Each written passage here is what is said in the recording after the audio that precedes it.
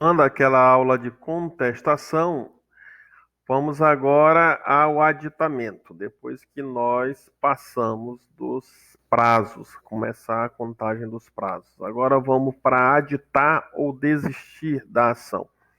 É muito comum muitas pessoas confundirem os prazos para aditar e o prazo que o autor tem para desistir.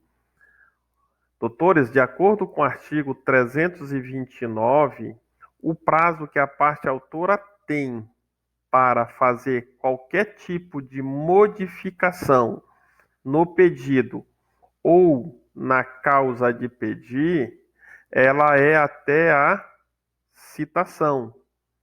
Após a citação, ela depende do consentimento do réu.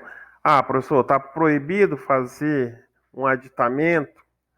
Não, não está proibido, mas você precisa agora do consentimento do réu.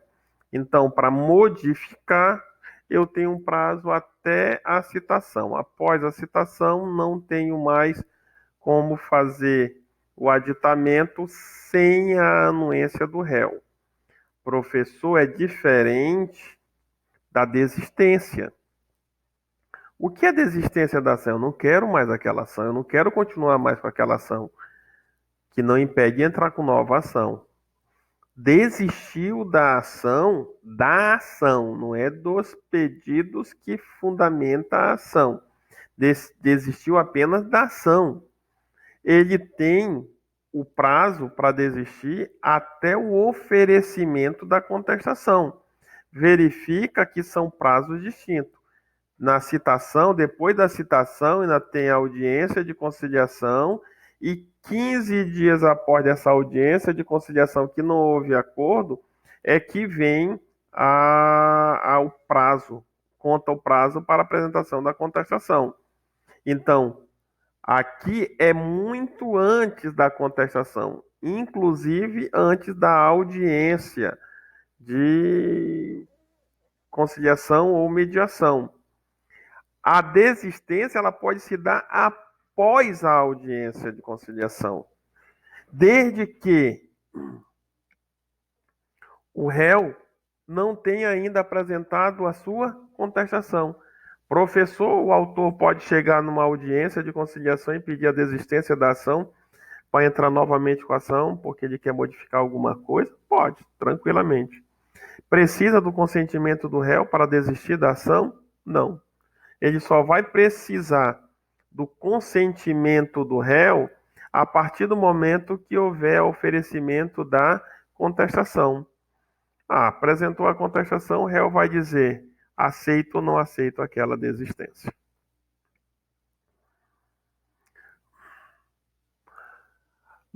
Como nós falamos, a petição inicial ela pode ser escrita ou oral. Artigo 14 da Lei dos Juizados Especiais. Juizados especiais, ele atende um princípio da oralidade. Então, professor, se o artigo 14 permite que a petição inicial seja oral, então a contestação nos juizados especiais também é oral? Pode ser oral? Da mesma forma. Assim como na petição inicial, a contestação nos juizados especiais pode ser oral. Professor, então deixa eu pensar. No procedimento comum, a contestação ela pode ser oral? O artigo 335 é bem claro. A contestação será apresentada por petição. Então, a contestação, se ela é apresentada por petição, ela não pode ser oral, tem que ser escrita. Nos juizados especiais, pode ser oral. Artigo 335. Procedimento comum. Contestação por petição. Tranquilo? Professor, outra diferença do procedimento comum do juizado. Olha só. No procedimento comum, a contestação vai ser apresentada 15 dias após a audiência de conciliação que não houve acordo ou alguém faltou. ou ambas as partes faltaram, permite-se. Há encerramento? Não. Continua obrigado. Professor, e no juizado? Olha só, a contestação pode ser apresentada até a audiência de instrução e julgamento. Professor, nos juizados especiais não é uma audiência una? Perfeito, tá certíssimo. Não tem divisão entre a audiência de conciliação e a audiência de instrução? Não, a audiência é una. Mas aqui está falando da audiência de instrução e julgamento. É como ela é conhecida. A critério do juiz, ele pode dividir. O nome certo dado pela lei é audiência de continuação, porque ela é una, então ela não tem divisão dentro dessa audiência, conciliação e mediação. Ela é uma audiência só. Mas o juiz, a critério do juiz, ele pode fracionar. Então ele faz a primeira parte e depois continua em outra audiência. Por isso chama-se audiência de continuação, que é o termo que dá. Mas, professor, na prática? Na prática, ele divide em audiência de conciliação e audiência de instrução. Por isso que o FONAGE, ele traz a praxis forense, e ele vai falar de divisão entre a audiência de conciliação e instrução. Quem é que faz essa divisão? É as partes que podem fazer isso? Não. É mérito do juiz, é o juiz que determina de acordo com que ele tem ali o tempo, que ele que vai administrar os atos da justiça, ele vai dizer, não, essa audiência eu vou dividir, ela é melhor ser dividida. Quem tem esse conhecimento todinho será sempre o juiz. Então vamos ver como é que seria uma contestação partindo do pressuposto que eu sei o que é uma inicial. Beleza. Primeiro, a designação do juízo. Professor, eu vou botar o juiz indefinido? Não. Na inicial eu coloco o juiz da vara. Nesse caso aqui, eu sei quem é o juiz que é o competente para julgar. O juiz que está julgando a petição inicial é o que vai julgar a contestação. Então eu vou fazer uma espécie de, no endereçamento, o mesmo juiz que está julgando a minha inicial. Eu não posso jogar uma contestação para um novo juízo para ser distribuída, porque então não tem lógica. Como é que vai chegar naquele juízo? Lembrando que contestação não é petição inicial. A API, a ação inicial é uma petição, é um ato inaugural. Contestação não é um ato inaugural de um processo. Então, vai ser sempre dirigido ao juiz que está analisando a petição inicial. Mesmo que analise a petição inicial, vai analisar a sua contestação. Eu vou qualificar as partes. Professor, não há necessidade. Não. Eu qualifico quem? A parte ré. É necessário que eu qualifique a parte ré. Por quê? Porque a parte autora pode ter qualificado ela incorretamente. Se eu olho a petição inicial e verifico que está ok, eu vou dizer já devidamente qualificado. Réu já devidamente qualificado. Em relação ao autor, em qualquer situação, já devidamente qualificado. Quem é responsável em qualificar a parte autora é o autor. Quem é responsável em qualificar corretamente a parte ré é o réu. Lembramos que a parte autora pode não conhecer o réu, ou melhor, não saber os dados, todos os dados do réu. Ela coloca uma qualificação. Na contestação, é obrigação do réu preencher os dados que a parte autora não tinha. Então, ele faz a qualificação. Ele não pode dizer assim mesmo, já devidamente qualificado. O cara chama a pessoa só de José. Não sabe o nome completo dele. Não sabe identidade, não sabe CPF, só sabe endereço e o nome e a função que ele ocupa. Quando a gente for apresentar a contestação, ele vai dizer já devidamente qualificado. Lógico que não está devidamente qualificado. Então, você faz a contestação de forma correta. Professor, na petição inicial tem preliminares. Nós vimos preliminares de conexão, preliminares de continência, preliminares dos benefícios da justiça gratuita e aquelas tutelas do artigo 300, que nós já vimos, tutelas liminares. Então, petição inicial tem tutelas. Eu posso pedir o benefício da justiça gratuita do artigo 98, que é uma tutela. Eu posso pedir a antecipação do efeito de uma sentença, que só vai ser dado lá na frente, de forma liminar, porque eu não posso aguardar, esperar muito tempo. Não confunde preliminares aqui na contestação, porque na contestação, minhas preliminares, elas podem, via de regras, ser prejudiciais do mérito. Ou seja, quando eu trago as preliminares do artigo 337, não me impede de trazer essas da petição inicial também, não. Mas quando eu trago as preliminares do artigo 337, que é o que diz, antes de discutir o mérito, se vem antes do mérito, é preliminar. Eu vou trazer, e quando eu analisar uma por uma, eu vou verificar que são matérias que são prejudiciais do mérito. Por quê? Não permite que se ingresse na análise do mérito. É coisa que você diz, seu juiz, analisa isso e nem se perca seu tempo com o mérito. Porque por mais que tu vá ter que julgar lá o mérito, essa daqui impede qualquer decisão. Então, para que perder tempo com o mérito, se eu tenho algumas matérias que impedem a eficácia da tua sentença? Logo em seguida, que não se confunde, olha só, preliminar não se confunde com mérito. Professor, o que seria o mérito? A matéria de defesa. Que matéria de defesa são essas? Aqueles pontos que são extintivos do direito, modificativos do direito, que o autor está trazendo. Isso eu vou trazer em matéria de defesa. Toda e qualquer matéria de defesa daquilo que eu estou sendo acusado, daquilo que o autor está alegando, eu vou tentar impugnar. Impugnar de forma correta. Depois eu vou analisar detalhadamente isso daqui, que vem na segunda fase, quando eu falar da reconvenção, após a reconvenção. Como falei primeiramente, olha só, qualifiquei as partes, determinei o nome da petição, que é a contestação. A primeira coisa na causa de pedido que eu vou ter que falar, me deteu a preliminares. Eu falei a preliminares do artigo 337, que são prejudiciais.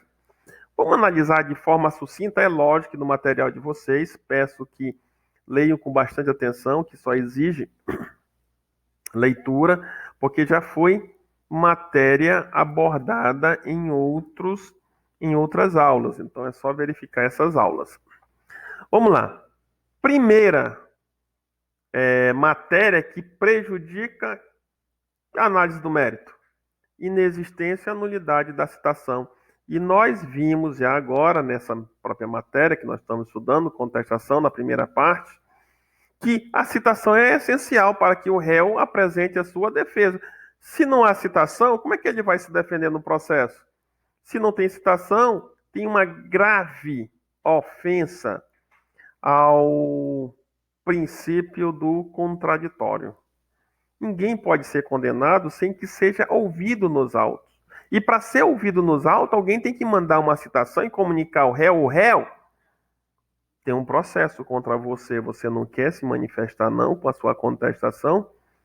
A citação serve, olha, comparece à audiência, se não quiser fazer acordo, não é obrigado a fazer acordo, você vai automaticamente apresentar a sua contestação no prazo de 15 dias.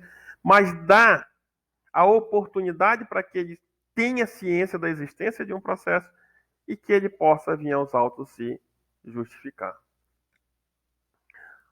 Incompetências absolutas e relativas, nós já vimos em umas aulas anteriores, antes mesmo das aulas de contestação, falando quando o juiz é absolutamente incompetente e relativamente, como nos casos territoriais, na competência territorial. Por exemplo, professor, o valor da causa é absoluta. O juiz vai declinar a competência. Se é causa de juizado, manda para o juizado. Se é causa da vara civil comum, da vara civil comum. Se é caso da família, não se mistura com matérias da Fazenda Pública, nem com a matéria do eleitoral, nem com a matéria do penal, nem com a matéria da trabalhista. Então, tem incompetências absolutas, de acordo com a matéria, função, e tem as relativas, como territorial, que nós já vimos isso na necessidade de aprofundar. Leitura do artigo 164 e seguintes. Incorreção do valor da causa. Professor, o que é uma incorreção do valor da causa? Dá-se a causa para fins e efeitos legais o valor de R$ 1.000. Ora, de acordo com o artigo 292, o valor da causa tem que corresponder ao benefício. Ora, eu quero uma casa. José e Maria entram em uma demanda por um imóvel que Maria está residindo. José pede o imóvel, entra com uma ação possessória e dá o valor da causa R$ 1.000, sendo que o imóvel em disputa é R$ 2.000. É lógico que há uma incorreção no valor da causa. Quando estamos estudando em petição inicial, antes mesmo de entrar, nós já falamos de valor da causa, como é que ele é formado, e caso o réu não concorde, ele apresenta na contestação as suas alegações de que o valor da causa está incorreto, de acordo com o artigo 293. Inépcia da petição inicial, nós estudamos também hoje ainda na parte inicial desse vídeo, que está no artigo 330. Se a petição inicial ela tem um vício insanável, não tem como emendar. O juiz vai mandar emendar um vício insanável? Não tem como. Se o juiz não viu lá no juízo de admissibilidade, que era o momento para ele verificar, o réu pode alegar em preliminar de contestação. Professor, e o valor da causa? O juiz também pode declarar na preliminar, lá no juízo de admissibilidade. Caso não faça, você o faz na contestação dizendo: pede que a parte autora corrija o valor da causa e faça o pagamento das custas, conforme determina o artigo 82. Corretamente, complete as custas. Professor, e na incompetência absoluta e relativa? No juízo de admissibilidade, o juiz pode falar da absoluta, porque ele sabe, absolutamente eu não posso fazer isso. Mas a relativa, de acordo com o artigo 65, o juiz não pode se manifestar, ele tem que aguardar. Aguarda que a parte ré se manifeste a respeito daquela incompetência, que é ela relativa. Porque, veja só, o próprio artigo 240 diz: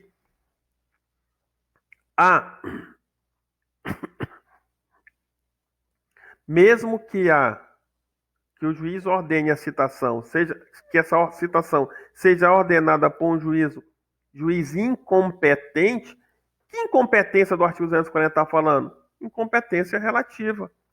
Ela será considerada válida. Professor, se a citação se der por um juiz absolutamente incompetente, todos os atos são considerados nulos.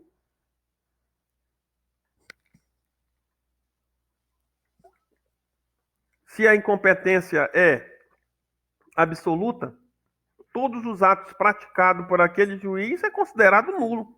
Ele tem que fazer o quê? Declinar a competência ou extinguir o processo. Não tem que tentar aproveitar um processo que tem um vício, claro, da incompetência absoluta. Voltando agora, perempção. Professor, primeiro é difícil entender o que é perempção. Artigo 486 do parágrafo 3º, olha o número 3 aqui. 3 causas de abandono. Se a pessoa deu 3 causas de extinção do processo, ele está em perempção. Ocorre a perempção no 3º. Professor, você já apresentou o 4º?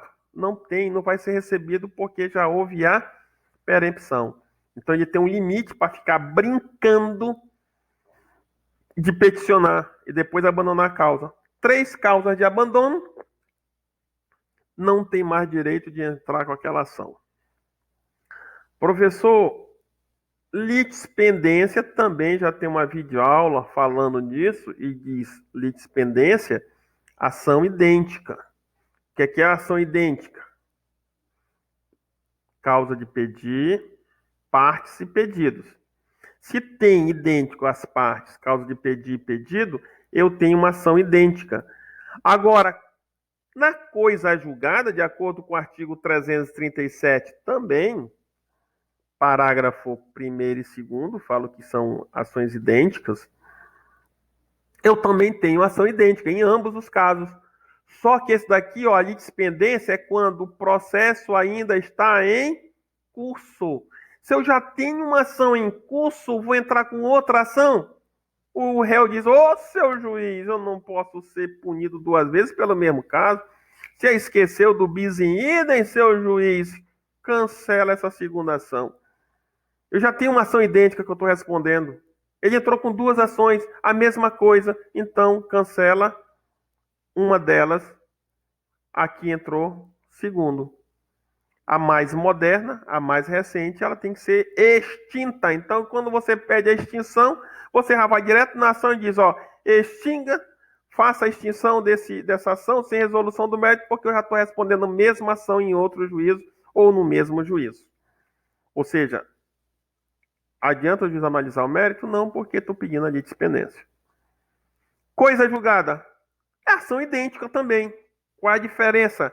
A diferença aqui na coisa julgada e material, e também está no artigo 337, parágrafo 4º, ele diz: ação é reprodução de uma ação idêntica a uma outra que já foi julgada.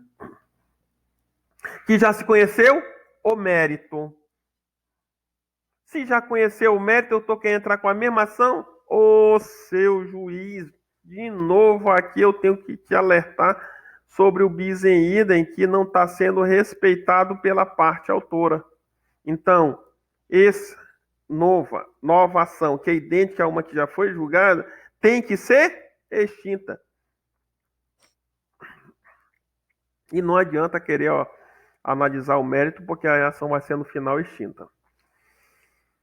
Conexão, olha só, conexão e continência, eu não tenho em momento algum ação idêntica. Mas, professor, o que acontece quando a ação é conexa à outra? Eu peço a distribuição por dependência. Por quê? Para que analise tudo junto, para que não tenha uma insegurança jurídica. Representa prejuízo de continuidade dessa ação? Não. Só vai ser remetida para um outro juízo. Nesse caso, não há prejuízo ao mérito, que o mérito vai ser analisado. Professor, e se fosse, que eu também posso trazer aqui, a continência, que está no artigo 56 do CPC. Continência, uma das ações vai ter que ser extinta. Então, continência é matéria que se discute antes do mérito e prejudicial de mérito. Por quê? Uma tem mais conteúdo do que a outra, mas elas são iguais em determinada parte. Só diverge de uma coisa que tenha mais a outra. A menor dá passagem para a maior. Continência. Vai ter que bater continência. A menor vai ter que deixar a maior passar e ela vai ser extinta. Aquela que tiver menos vai ser extinta e continua aquela que tem mais conteúdo. Incapacidade das partes, nós vimos no artigo 70 e 71. Para postular em juízo, é necessário ter interesse e legitimidade. Artigo 17. Professor, mas o artigo 70 diz que você tem que ter legitimidade, não impeço. Mas você tem que ter capacidade processual. O que é capacidade processual? É você estar no exercício pessoal do seu direito. Porque, de acordo com o artigo 71, se você não está no exercício pessoal do seu direito, você, se for absolutamente incapaz, tem que ser representado. E se for relativamente incapaz, E aqui eu estou falando, ó, incapacidade da parte, incapacidade para o processo. Se for relativamente incapaz, você tem que ser assistido por alguém. Que está no artigo 70. No artigo 76, ele vai explicar, nós já vimos também,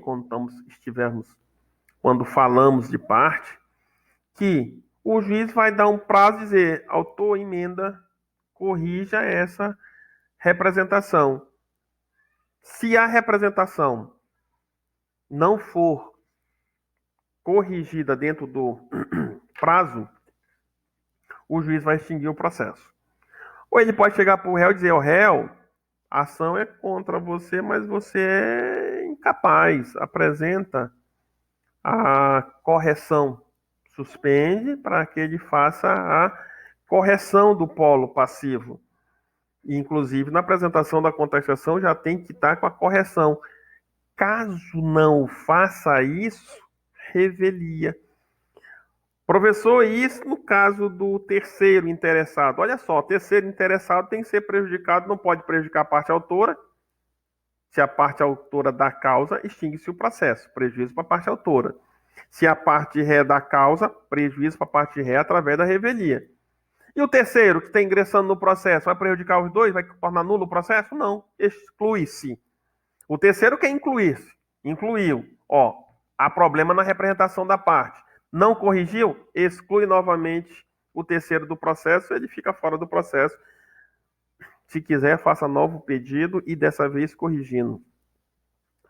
Professor, convenção de arbitragem está na lei 9.307 de 1996, que fala que as pessoas podem fazer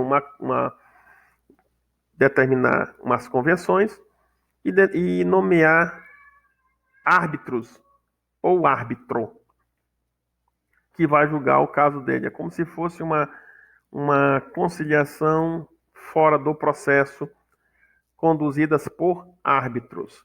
Mas para isso tem que haver a aceitação das partes daquela arbitragem de acordo com o que for convencionado entre as partes. Se não houver aceitação, não adianta que a convenção não vai continuar. A ausência de legitimidade, nós já vimos o artigo 17, para postular em juízo é necessário ter interesse processual. Se o réu não é legítimo, ele indica quem é o legítimo, se sabe. Artigo 338, que fala sobre a nomeação à autoria, que nós também já falamos em outras videoaulas. Depois a falta de caução, professor, o que seria uma falta de caução que pode levar a extinção da petição inicial. Aí eu trago o artigo 968, inciso 2, que fala da caução para apresentar uma petição inicial, que é a ação rescisória. Petição inicial que começa em segundo grau. Não tem primeiro grau para ação rescisória, para rescindir sentença, e para rescindir sentença eu tenho que começar com o órgão julgador superior àquele que deu a sentença. Não pode ser rescindido uma sentença por um juízo monocrático, tem que ser um juízo colegiado, então começa no tribunal automaticamente. Artigo 998, aquela garantia de 5%, se não for feita, o juiz vai extinguir o processo automaticamente. Ele já alega, não receba a ação rescisória, relator, porque não tem a caução exigida no artigo 968, inciso 2. Indevida concessão do benefício da justiça gratuita. Por mais que essa concessão do benefício da justiça gratuita, a parte autora, tenha sido feita através de uma decisão interlocutória, de acordo com o artigo 1015, não cabe agravo de instrumento. Qual é a medida correta? Contestação conforme informa o artigo 100. Como falei, doutores, tem toda essa matéria que nós falamos aqui, ela tem todinha explicada, e já foi explicada em outra aula, então trazê-la novamente seria delongar, porque já existem os vídeos que falam sobre esse assunto. Ele é interessante trazer para você lembrar que tudo isso daqui você pode trazer em preliminares de contestação. E nessas preliminares de contestação, vai explicando todinho, só para questão de relembrar e deixar tudo dentro de um mesmo conteúdo contestação. Lembrando que na contestação eu posso pedir o benefício da justiça gratuita em preliminar, e quando eu peço, ele não é prejudicial de mérito. O indeferimento do pedido, ou seja, você pedir a impugnação daquilo que foi concedido na parte autora, prejudica a continuidade do processo em relação à parte autora. Em relação a quê, professor? Se ele não fizer a correção, pagamento das custas do artigo 82, o processo não continua. Demonstrou que a parte autora não é beneficiária da justiça gratuita, ela tem que recolher as custas do artigo 82, sob pena do processo não continuar e haver o cancelamento da distribuição. Então, impugnar a concessão do benefício da gratuidade, ela é prejudicial de mérito. Solicitar o benefício da justiça gratuita não é prejudicial de mérito. É algo que você pede e garante para que lá na frente, caso você venha a ser parte sucumbente, você não pague as custas e nem os honorários, custas, despesas processuais, honorários, conforme elenca o artigo 98 do próprio CPC. Agora vamos para o mérito. Ora, eu tenho que trazer toda a matéria que eu tenho que impugnar. E lembrando, nós já falamos do artigo 344 e vamos trazer agora no artigo 341. Se eu não impugnar, artigo 344, não apresentar a contestação, que é a minha peça de impugnação aos pedidos contidos na inicial, eu tenho uma revelia. E da mesma forma eu vou ter revelia se eu apresento contestações genéricas. O que seria contestação genérica? São contestações aonde eu não vou me manifestar especificamente sobre cada ponto constante na inicial, sobre cada pedido. Pedido, ponto não manifestado em relação à inicial é considerado presunção de veracidade em relação a essas matérias de fato. Se eu não me manifesto a respeito dos pedidos e nem das provas que trazem, é lógico que eu tenho ali uma presunção de veracidade em relação àquelas provas e aquilo ali pode prejudicar aquele que não faz a impugnação específica. Que seja, nesse caso, seria o réu. Então, o que eu tenho que fazer numa contestação? No mérito, trazer toda a matéria de fato, toda a matéria de direito, toda a matéria que eu considero necessário impugnar. Tem matérias que se eu não trouxer logo na contestação, eu posso trazer a qualquer tempo, sim. Por exemplo, o caso da prescrição e das incompetências absolutas. As incompetências absolutas, elas podem ser conhecidas de ofício ou a qualquer tempo. Tanto as incompetências absolutas como a prescrição, por exemplo. Houve prescrição, é prescrito, pronto, acabou. Professor, a reconvenção antes do novo CPC, ela era feita em peças apartadas. E nós vamos começar agora a reconvenção. Porque eu vou ver nos juizados especiais que fala de reconvenção, que não aceita a reconvenção, mas aceita o pedido contraposto. E hoje, a forma como a reconvenção ela está parecida a um pedido contraposto. Nos juizados especiais, a contestação e o pedido contraposto eram dentro da mesma peça, era uma peça só. Eu faço a contestação e a reconvenção, hoje, atualmente, também em uma peça só.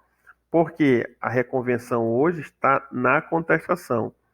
Antes eram peças apartadas, mas hoje são mesma peça.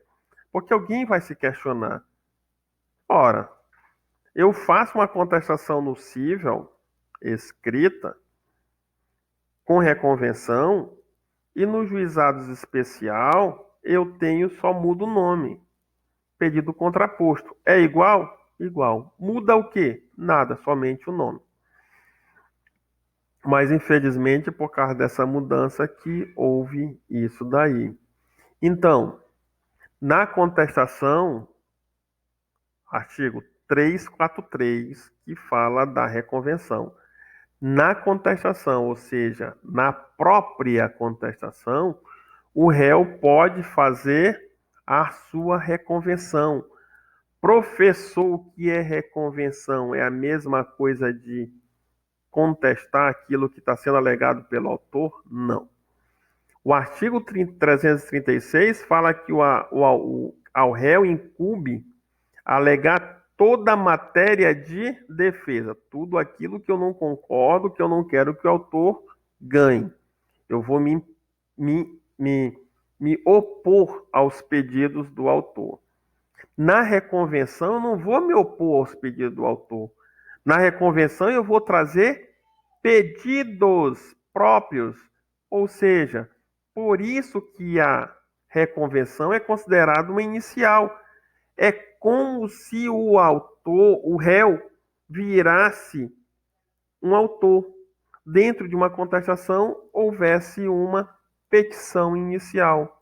Reconvenção tem natureza de petição inicial.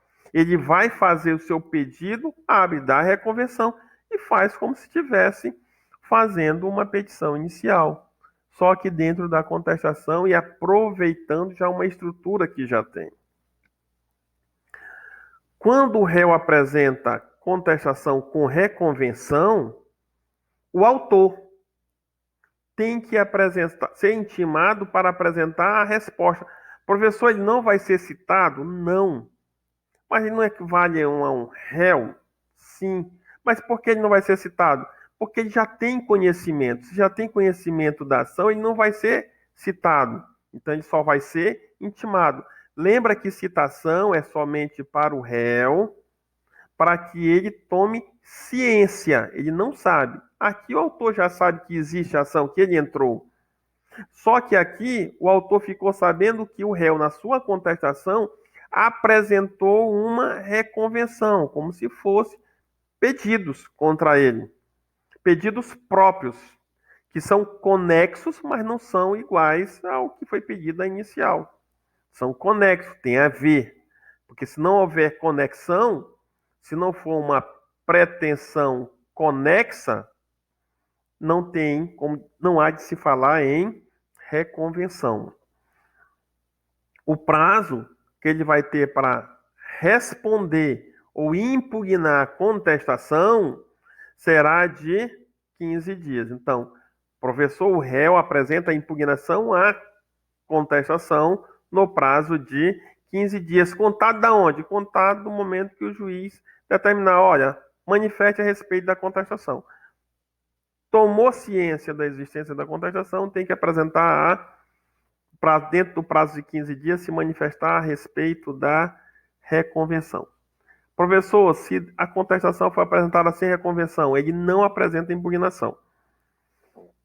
A impugnação só cabe mais quando houver reconvenção ou preliminares prejudiciais ao mérito. E o autor terá que se manifestar a respeito dessa contestação com a sua impugnação à contestação.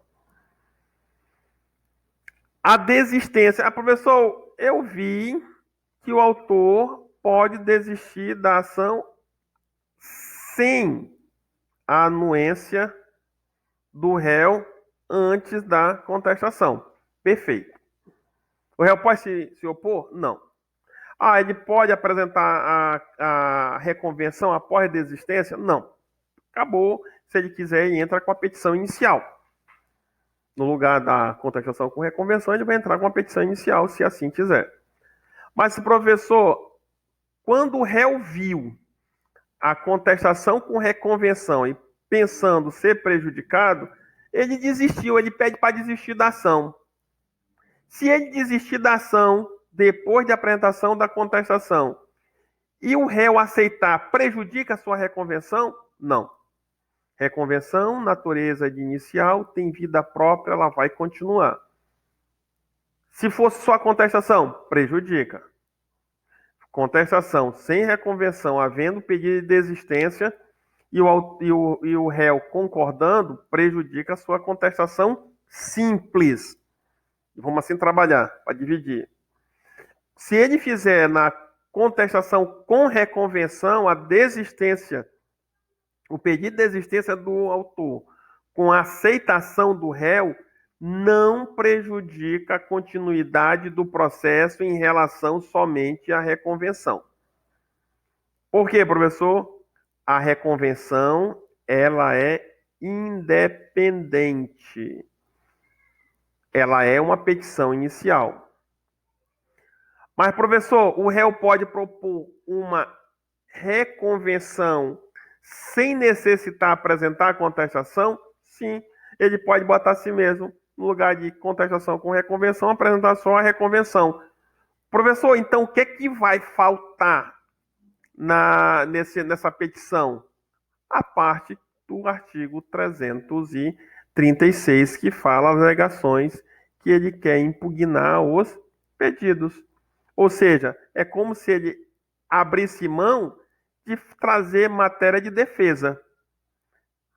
Pode ser um problema para ele? Pode. Se ele apresentar apenas a reconvenção, sem apresentar a contestação, que é o que ele quer dizer esse parágrafo 6º, se o juiz indeferir a reconvenção, considera presunção de veracidade em relação à matéria de fato em relação à petição inicial. Então, cuidado quando for apresentar apenas a reconvenção e abrir mão da contestação. Não obriga que para fazer a reconvenção eu tenho que fazer a contestação. Não. Aqui o parágrafo 6 diz que não há essa obrigatoriedade de apresentar a reconvenção juntamente com a contestação. Eu posso fazer só a reconvenção e não apresentar a contestação. Se eu quiser apresentar a reconvenção, eu faço numa peça só com a contestação. Não vou separar as duas, não está autorizando isso. Nos juizados especiais, não admite a reconvenção. Então, que eu faço o quê? Pedido próprio, chamado de pedido contraposto.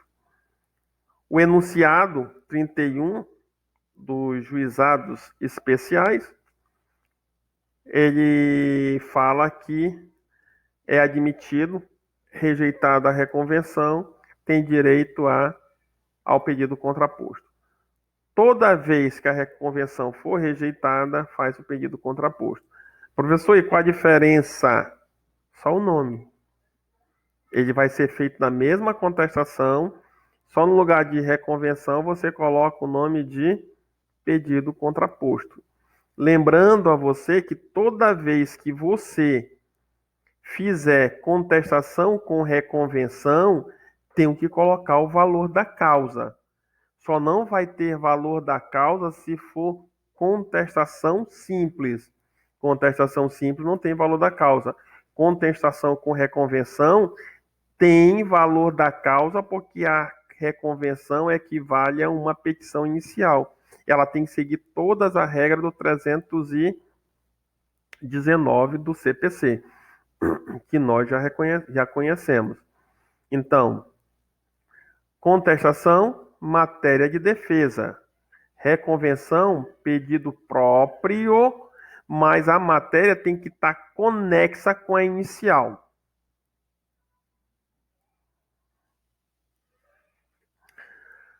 Apresentou-se a petição inicial, o réu apresentou a contestação com reconvenção, o autor impugna a reconvenção ou a contestação com reconvenção. Professor apresentou apenas contestação com preliminares, impugna a contestação. Apresentou a contestação com reconvenção, impugna a contestação com reconvenção ou impugna a reconvenção. O que seria pedido contraposto? É a mesma regra da reconvenção. Tem que ser matéria conexa e você faz na mesma petição da contestação que você apresenta. Só que uma é no CIV e a outra é no juizados. Professor, então como é que ficaria uma contestação? O endereçamento, que nós já analisamos, a qualificação da parte ré e a já devidamente qualificada parte autora, as preliminares do artigo 337, que nós já falamos, a matéria de fato de direito do artigo 336, que diverge da reconvenção, que é pretensão própria, que seja conexa. E logo em seguida nós temos o que? Os pedidos. Professor, dentre os pedidos eu tenho que não seja condenado em pagamento das custas, caso eu não queira ser condenado em pagamento das custas, ou trago o benefício da justiça gratuita. Se eu tiver o benefício da justiça gratuita, porque se for condenado nas custas que o autor antecipou, o autor na inicial dele vai dizer que o réu seja condenado em pagar as custas que eu estou antecipando, cujo comprovante está nos autos. E o juiz vai fazer essa condenação. Então o réu já faz, não quero pagar as custas e quero que o autor seja condenado no pagamento das custas e despesas que eu tiver que agir, arcar nesse processo. Toda e qualquer despesa vai para a conta do autor. Vencendo o réu, o autor paga, mas você tem que fazer o pedido. Lembrando, artigo 141, que o juiz só vai julgar de acordo com aquilo que é pedido nos autos. O advogado que ganhar recebe honorários. Então, você tem que pedir a condenação da parte contrária para que pague a você, vencedor, caso saia vencedor, os honorários. Esses honorários advocatícios é chamado de honorários sucumbenciais. Pagará a parte sucumbente, por isso os honorários sucumbenciais.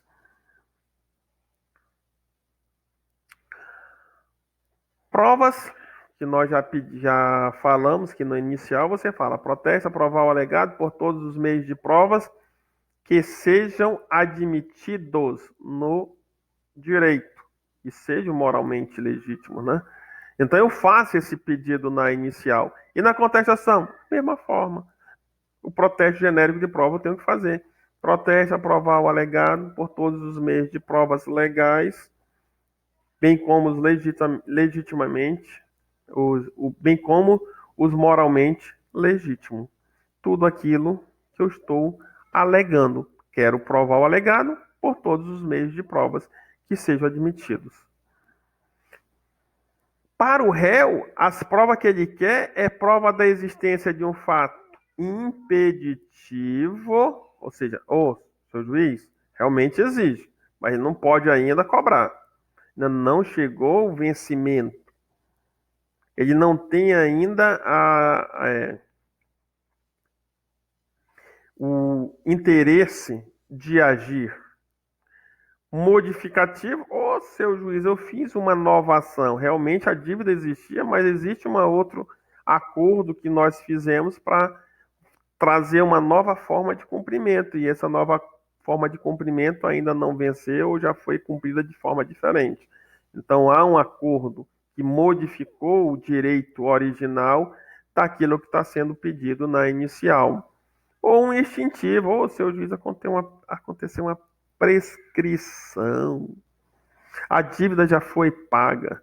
Então, isso quando eu alegar nas matérias de direito, na minha contestação, eu tenho que trazer como provas. Eu tenho que provar isso.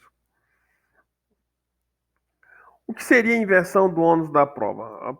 Há no direito processual civil que quando a parte autora tiver impossibilidade, no caso, dificuldade excessiva de provar, mas só isso? Não. Aliado a maior facilidade de fazer a prova pela parte contrária, ele pede a inversão. O autor pediu a inversão, dizendo, olha, seu juiz, eu não consigo provar isso daí, mas, porque para mim é impossível, mas é possível ser provado pela parte ré, que ela traga essas informações aos autos, que ela traga essas provas aos autos, porque ela já possui, está na mão dela, por exemplo. Mas, olha só, a parte ré vai ser intimada para se manifestar a respeito disso. E o que o juiz vai perguntar do réu, olha, é uma impossibilidade para a parte autora. Ela está dizendo, não vou contestar a impossibilidade dela. Mas há uma facilidade maior para você, para provar isso? Aí o réu diz, não, eu também tenho dificuldade de provar isso. E se o réu também comprovar a impossibilidade excessiva, não irá obrigar-se e haverá a desincumbência de provar, voltando à parte que anteriormente tinha pedido, ao status originário, status quo. Então, como é que ficaria uma contestação? Via de regra, endereçamento, e esse endereçamento é excelentíssimo. Esse endereçamento vai dizer qual é já vai dizer onde é que está tramitando o processo, porque, como falei, ele já existe um processo que está com a parte autora, já iniciou com aquela petição inicial. Então, eu vou dizer quem é o juiz que está acompanhando isso daí. Professor, no exame de ordem, provavelmente eles dizem, olha, que foi decidido pelo juiz da vara tal. Então, você já sabe o restante como é que faz o endereçamento. Ele vai sempre dizer o juízo quando houver a contestação. Lembrando que, de acordo com a marcha processual que eu estudei, então eu tenho como saber qual é a peça. Ora, se em momento nenhum enunciado falou da existência de qualquer tipo de peça, e sim que a pessoa quer postular em juízo, já sei que é uma petição inicial.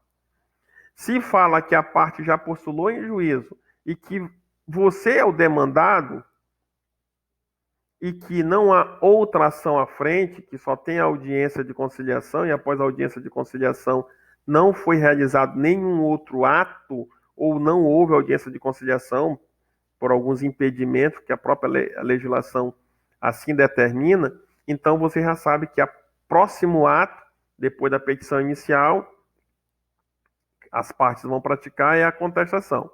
Havendo contestação, e havendo sentença, já sabe, após a sentença, apelação. Houve acórdão. Afronta o quê? Matéria constitucional ou infraconstitucional? Constitucional eu vou para o RESP, ou RE, ou recurso extraordinário. E se for matéria infraconstitucional, eu vou para o recurso especial ou RESP. Então, no caso, dependendo da matéria que vocês for analisar, olha, apresentou a petição inicial, não concordo, entro com a contestação, vou impugná-lo e impugno através de uma contestação. Qualificação das partes, via de regra, só qualifica a parte autora, ou a parte ré, se ela não tiver devidamente qualificada. Então, devidamente qualificada, coloca parte ré já devidamente qualificada por seu advogado, que essa subscreve, vem propor ou vem apresentar contestação com ou sem reconvenção, vai depender do caso que você estiver analisando. Se tiver direito próprio que você já quer demandar contra outra parte, você faz com a reconvenção. Caso não tenha direito próprio, você vai direto só à contestação, com preliminares ou sem preliminares. Em nome em desfavor, né? De quem? Do autor. Só que eu não preciso qualificar o autor, eu já posso colocar já devidamente qualificado nos autos. Por quê?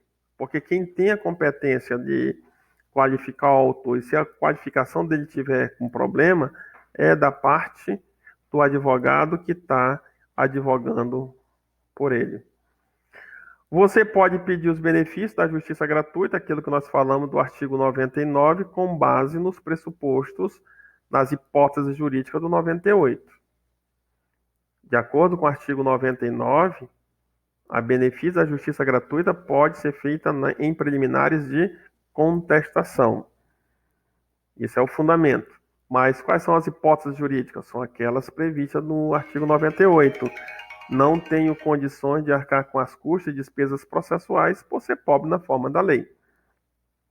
E temos as preliminares do artigo 337, que elas são consideradas, a maioria, prejudiciais do mérito. É lógico que tem algumas que não são prejudiciais do mérito, que nós já vimos, artigo 337 na íntegra. Sair das preliminares, aí eu venho para o mérito propriamente dito. Se o juiz ficar aqui, é lógico que ele não vai analisar o mérito da tua contestação, ele já vai extinguir o processo sem resolução do mérito, de acordo com o artigo 485, inciso 1. Professor, passando das preliminares, vai para o mérito. No mérito eu tenho que narrar os fatos e depois eu vou para o direito. E esse direito nada mais é do que a contestação propriamente dita.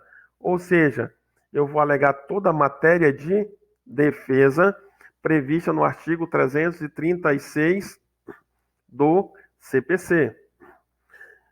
Tendo pedido próprio, eu faço a reconvenção. Se não tiver, não faz a reconvenção. Eu tenho que analisar o caso concreto para dizer se vou fazer uma contestação com reconvenção ou sem reconvenção. Lembrando que a contestação simples serve só para afastar aquilo que está sendo pedido na inicial. A contestação simples só para afastar aquilo que está sendo pedido na inicial. E a reconvenção? A reconvenção é para trazer direito próprio que foi lesado, que tenha conexão com aquilo que está sendo alegado na inicial. É lógico que a sua contestação tem conexão com aquilo que foi alegado na inicial, ou seja, você vai fazer uma impugnação específica. Se você não fizer a impugnação específica conforme determina o artigo 341 do CPC, pode haver a presunção de veracidade em relação à matéria não impugnada. É como se não tivesse sido feita a apresentação da contestação. E vem para os pedidos. Pedido é, se você pediu preliminar, que o juiz conceda as preliminares. Que a parte autora, havendo preliminares, apresente a impugnação. Se houver preliminares ou reconvenção, que ela apresente, a parte autora se manifeste a respeito disso daí. Que a tua reconvenção seja recebida. Se você pediu reconvenção, se não pediu, você não vai colocar esse pedido para que ela seja recebida e o réu e o autor condenado nos moldes que você está pedindo na sua reconvenção. Caso não entenda pela reconvenção, que ele vai para o mérito para dizer, olha, pelo menos não pago. Na reconvenção, eu quero que ele me pague X. Professor, e na contestação? Na contestação, se ele atender a contestação, é que eu não pague nada, pelo menos não pague. E o juiz primeiro vai para a tua reconvenção para saber o argumento. Se ele não acatar os teus argumentos da reconvenção, ele vai automaticamente para a tua contestação. Por isso que o ideal é apresentar a contestação com reconvenção. Mas, professor, é só matéria de reconvenção, não há o que contestar. Então coloque. Não coloque a contestação, que é essa parte aqui do direito. Depois você pede a condenação do pagamento das coisas, despesas processuais e honorários sucumbenciais e provar, não esquecer de provar o alegado por todos os meios de provas, que já é chamado de protesto genérico de provas.